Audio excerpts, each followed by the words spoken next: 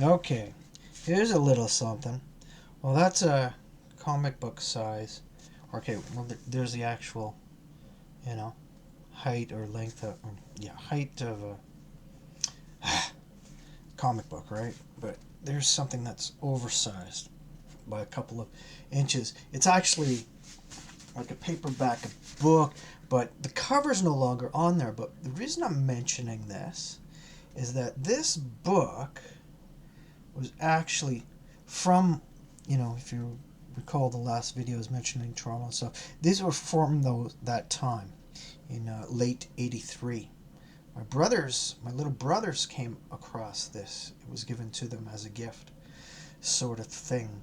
Um, Later on, like their comic books and stuff, at that time, at that residence, and this particular book, like I said, it used to have a cover. I lost that cover years ago, but um, their books and stuff would just end up. I remember they had obtained this wooden toy box, really. It was with a clear coat enamel over some pine or something like that, and they throw all their toys in it when they were asked to clean shit up. But this ended up in there, and they just throw it. They didn't take. Eventually, this became mine. I don't know if I took it or I traded them for something, but I remember looking through it, and this was the unique. Okay, the there's the origin story. Okay, you know, yeah, yeah. Right. There's, an origin story in the beginning. It's not from Amazing Fantasy 15 or anything, but they just go through the origin story, blah, blah, blah. Right, Peter getting bitten by the just retelling the story and all that, and that's all great. But it's followed up by um, a two-part story from uh, the Amazing Spider-Man in early '70s. I think it was like '73 or something like that. Um, oh God, what numbers were they? I think it's 119 and 120. I believe so. Yeah, I believe so. Um, and the first one's by Johnny Romita, right? These colors are kind of wonky on this. I didn't really appreciate that at the time. I don't know what it was. You get used to the pulp, so this paper, although it's not superior or anything compared to today's standard, it was just too bright. If it was brighter than the pulp, then there was something wrong. Actually, the opposite was true, but you get used to that feel for something. Um, yeah, the first one, as I said, was by Johnny Romita, but the next one, hold on, the second part, that is, uh, let's see here. Oh, anyway, I may as well show some more of the action, right? Might as well. I'll just flashing through some of the images. If they stick with you, that's great. I'm not going to give you a synopsis of the story or anything like that. It's just, I'm mentioning this because this item is part of that, 13-year-old experience, and it brings back memories from Toronto. But anyway, the second part is, this is where it's significant, was by not by Ramita, but by Gil Kane this time. And I think I've briefly mentioned in the On the Board series, I think maybe episode 7. I think episode 7, where I tell you about an appreciation for Gil Kane. But this one's interesting because it's got the Hulk in it, and he's doing the Hulk. I really do appreciate Gil Kane's work on Spider-Man. I think it's underrated. I think most of the time when we think of Gil Kane, we think about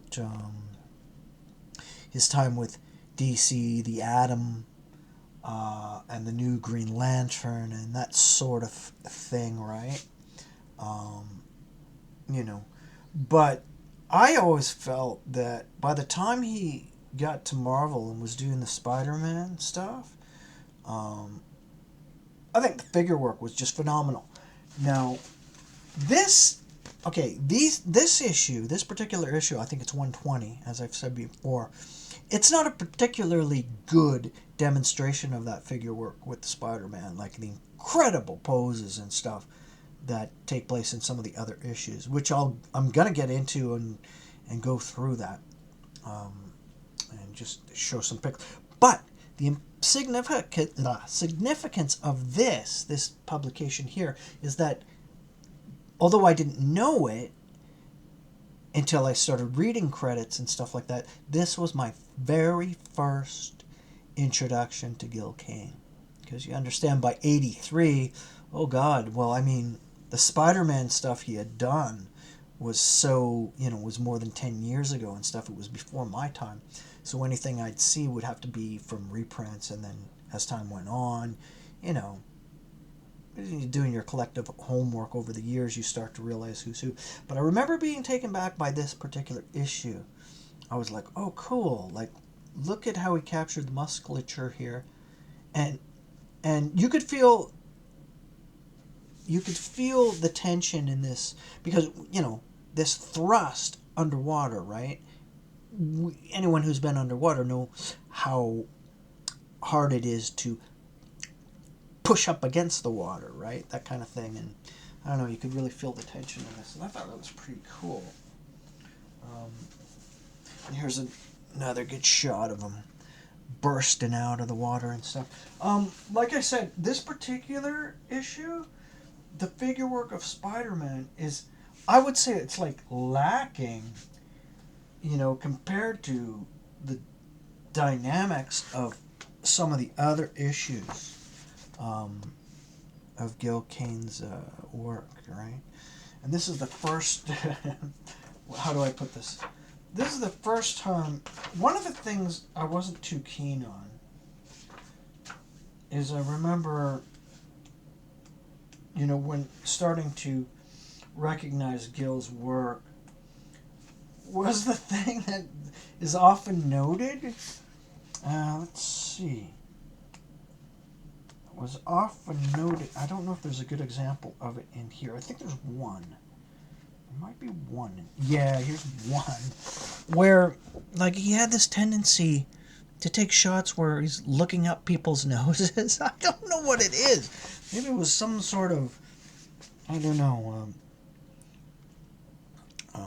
Freudian, I don't know. I was going to say some sort of complex because he had a nose job or something. He was constantly wanting the viewer to be looking up anyone's nostrils again and again and again. And as I go through the Gil Kane stuff later, I'm going to show you how many. Well, I mean, I'm not going to concentrate on that aspect alone, but just the other day, I came across an iconic Gil Kane Hulk image, and I thought to myself, I'm pretty sure this is Gil Kane, but I don't have a title of it in my photocopy, and I'm wondering if it is, in fact. And then I remembered this, and I was like, oh yeah, right, this Hulk issue stuff, right? That's Gil Kane. That's, if you want to know what Gil's Hulk looks like, that's an example of it. So that's all great, right? But no, the significance of this particular book was, a trip down memory lane, and my very first peek at Gil Kane. And I very much want to do a whole episode dedicated to Gil Kane, or just to pour over the work and check it out. I think it's just so great. This is a OMAC issue, as you can see. No shit, right? It's number 8.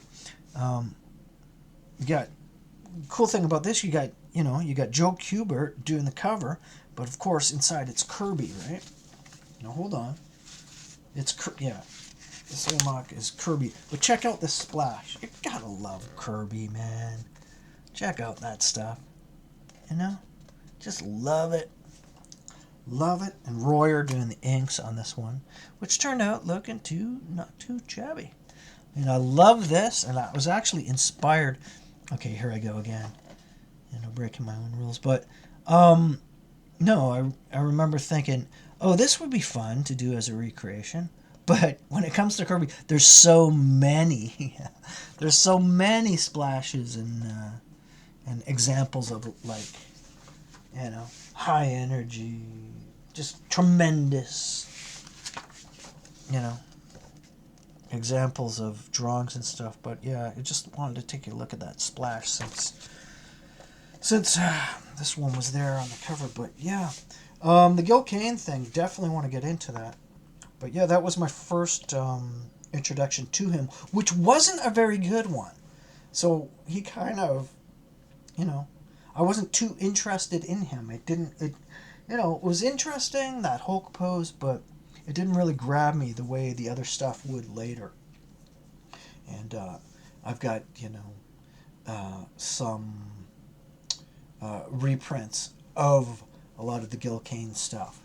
And a lot of people don't maybe forget this, but although Romita was on the cover of those Spider-Man issues of the Death of Green Goblin and the Gwen Stacy stuff, he might have been on the cover, but Gil Kane was covering a lot of that interior stuff.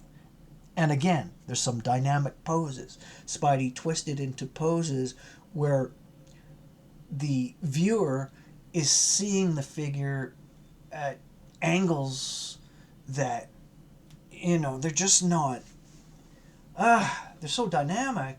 I often wondered if he was using references. He did say he had a fascination with gymnastics, and I wondered if he was looking at photos of that, of any sort or whatever, because they're so good. I mean, hitting the figure, showing the muscle bellies at such crazy angles that they just look so incredible.